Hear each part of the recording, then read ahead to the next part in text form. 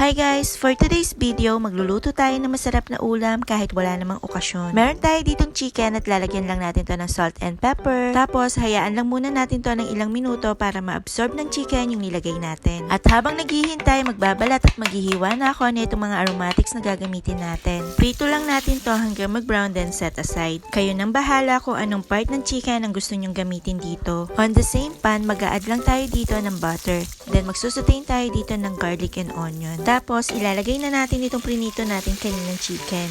At igisa lang natin to ng mga ilang minuto. Then, mag-a-add tayo dito ng water. Tatakpan lang natin to hanggang sa lumambot at maluto yung manok. And after a few minutes, binuksan ko ito at nag-add ako dito ng chicken cubes. Hinalo ko lang ito at saka ko ulit tinakpan. Dahil kumulo na ito, ilalagay na natin itong all-purpose cream. Ang magpapasarap sa ating creamy chicken mushroom. Tapos, hahaluin lang natin itong mabuti. Ilalagay na din natin itong mushroom. Nasa sa inyo pala kung gusto nyo itong isama sa paggisa, pwede din naman. Hahaluin lang natin to at tatakpan.